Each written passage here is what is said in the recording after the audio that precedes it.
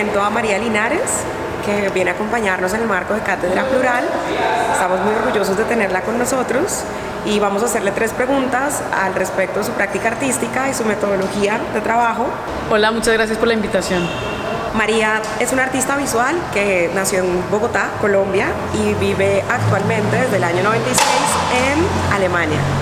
Sus principales áreas de trabajo son el arte público y la participación. Su mayor interés son las relaciones interpersonales, tanto en su obra personal como en los proyectos curatoriales y organizatorios que lleva a cabo. La atención de María entonces se centra no tanto en las personas que visitan la exposición, sino en la interacción que se vive en el espacio público con ellos. Hay 3 preguntas que le queremos hacer entonces en el marco de Cátedra Plural.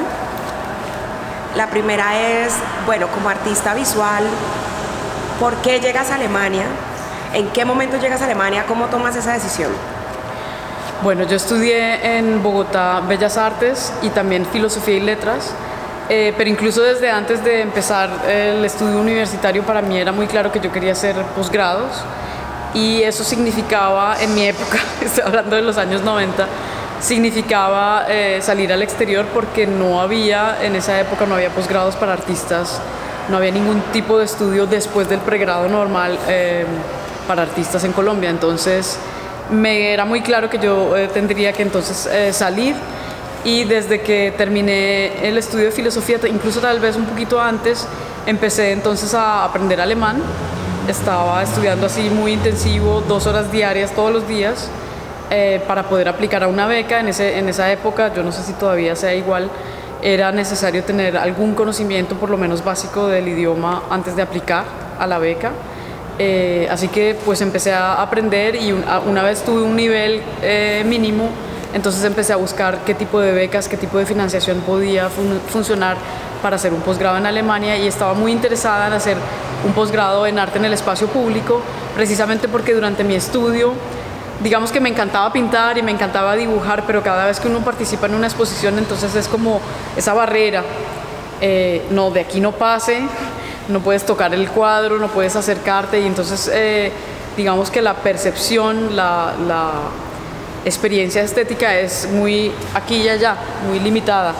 Y me parecía súper chévere del espacio público que ahí tú no puedes controlar eso, tú no puedes decirle a la gente, no, de aquí no pase, aquí está la marquita como en el museo y de ahí usted no puede pasar, no. Y bueno, y eso me ha llevado a todo un proceso en el que no solo sí puedes pasar la marquita, sino que además interactúas, hay un proceso de intercambio social, etcétera, y bueno, eso ha llevado, digamos que todo el proceso de mi desarrollo como artista.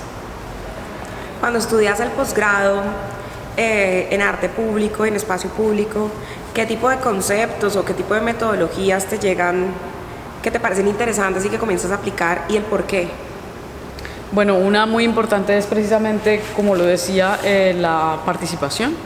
Es decir, que ya el público no es una masa anónima a la que tú le quieres decir algo, entre comillas, sino que más bien se crean como una especie de procesos de intercambio en los que esa masa anónima deja de ser anónima y tú empiezas a interactuar directamente con ellos y a cooperar y a hacer procesos de colaboración.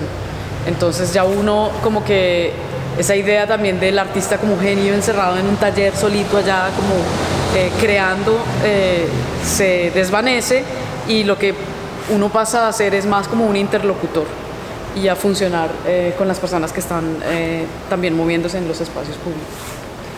Cuéntanos un poco más de la metodología que estamos empleando en el taller que estamos realizando contigo, y cuéntanos entonces cómo llegas a esa metodología de trabajo. Yo estoy haciendo una investigación desde hace ya varios años empecé con preguntas por la identidad, qué significa para mí ser colombiana, por ejemplo.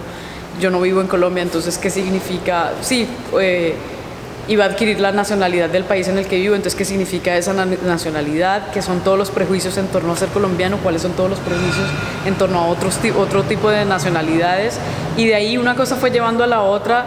El tema de la identidad me ha llevado inmediatamente a trabajar sobre prejuicios, a trabajar sobre discriminación, y eso también me ha llevado a trabajar sobre racismo. Y en ese proceso de investigación entonces descubrí un grupo en Berlín que se llama el Taller Anti-Bias, que trabaja, han desarrollado diferentes ejercicios para ellos el proceso de digamos que los temas de discriminación no son una cosa individual, no es que yo te discrimine a ti o tú a mí, sino que a nivel social hay como un desequilibrio, como si estamos así como torcidos, hay un torcido en la sociedad. Y esos torcidos, digamos como para enderezar esos torcidos, ya que hablo con este tipo de palabras, para enderezar esos torcidos, ellos han desarrollado una serie de métodos y de ejercicios que yo descubrí en medio, digamos, de la investigación y que me han parecido muy interesantes. Uno de ellos es el que estoy utilizando en el taller y que lo he hecho ya varias veces porque me parece súper valioso para reconocer cómo nosotros somos parte de ese proceso, cómo nosotros somos parte de ese torcido de la sociedad, y también como para, en el momento en el que reconocemos que somos parte de ese torcido, cómo nos podemos sensibilizar y concientizar sobre nuestra participación en ese proceso y cómo podemos enderezarla un poquito, o por lo menos a partir de un proceso de concientización evitar hacerlo cada vez peor y hacerlo cada vez más grave. Sí, y si quieres puedo contar un poco más. Claro. El ejercicio concreto es que nos reunimos en un grupo y nos preguntamos por momentos si podemos contar en el grupo anécdotas en las que nosotros hayamos discriminado a alguien más, a otra persona. No, perdón. El primer paso es momentos en los que alguien nos haya discriminado. Y eso sí es muy fácil porque es que uno siempre puede contar millones de historias en las que se sintió discriminado. Es súper fácil. Digamos que ese primer momento, ahí todo el mundo tiene algo que contar. Cuando me han discriminado, y yo puedo hacer una lista entera. Entonces, digamos que es un primer momento que facilita el acceso al ejercicio.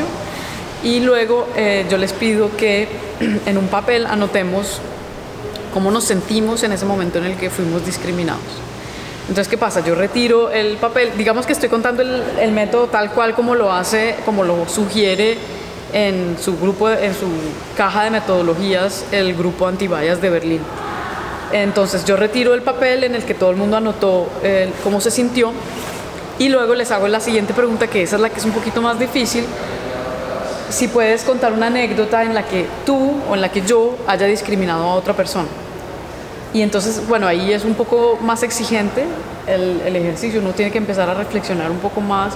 Muchas de esas situaciones en las que nosotros hemos discriminado a otros pasan desapercibidas. Uno no se da cuenta y lo hace inconscientemente. En muchas nos damos cuenta después, y con frecuencia uno como que se arrepiente y quisiera pedirle perdón a esa persona. Con frecuencia son personas que uno ya nunca vuelve a ver, entonces no tiene la oportunidad de pedirle perdón, o son cosas que pasaron en la niñez. En fin, es un poquito más exigente, pero entonces uno llega a darse cuenta a través de ese momento. Entonces un momento, ¿qué pasa? Yo les doy un papel y les digo, por favor anoten cómo se sintieron en ese momento en el que discriminaron a alguien más. Y lo que hacemos al final es una ronda en la que comparamos esos dos papeles, esos dos sentimientos, digamos, o esos muchos sentimientos en dos papeles que anotamos entre todos, porque yo también siempre participo. Comparamos qué pasa, qué se ve en un lado y qué se ve en el otro. Y hacemos una discusión entre todos como para entender qué pasa con los procesos de discriminación, cuál es el desequilibrio que se crea cuando, o que se genera cuando alguien discrimina a otro, lo humilla, lo hace sentir menos, y al mismo tiempo entonces se siente superior y se pone en un desequilibrio. ¿Y qué es lo que está pasando con una situación que sería la ideal, en la que todos los hombres somos iguales y reconocemos que somos iguales?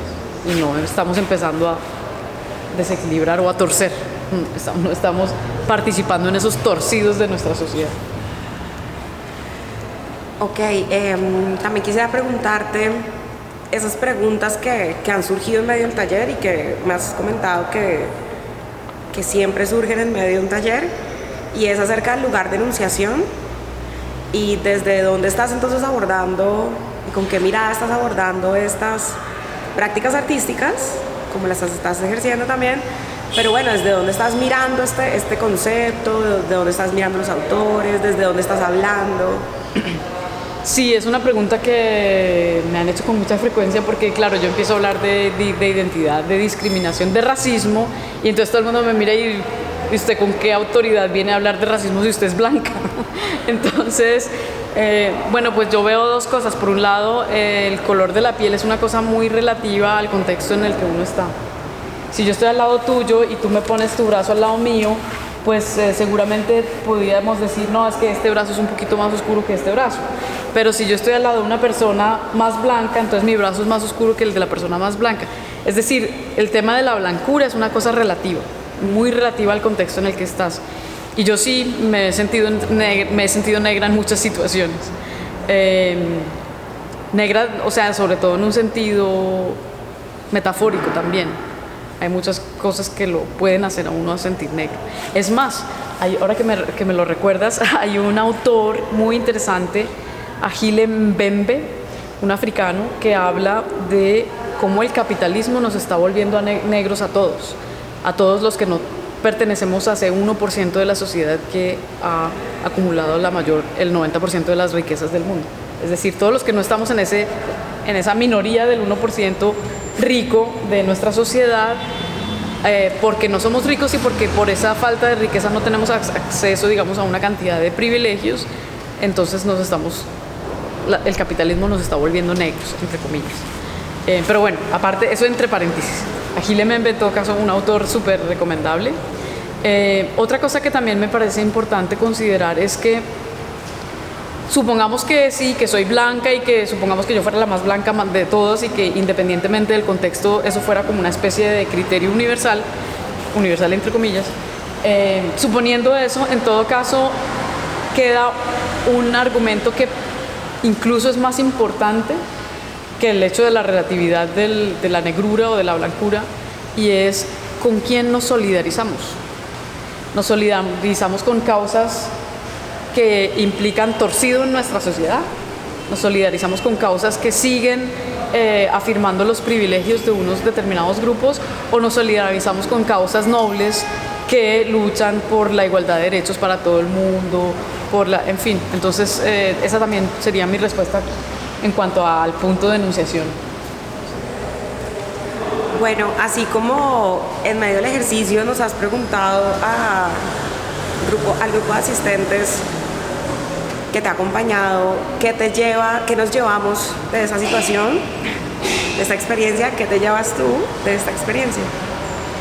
Pues no me lo vas a creer, pero yo he realizado el ejercicio muchísimas veces con grupos muy diversos, pero cada vez es especial. O sea, cada vez es, incluso para mí, a pesar de que lo he hecho muchas veces, es un proceso de enriquecimiento en el que yo también participo. Es decir, yo también de cada sesión aprendo mucho, y aprendo no porque no conozca el ejercicio, obviamente yo lo conozco y lo he practicado muchas veces, pero es que el punto es, uno aprende.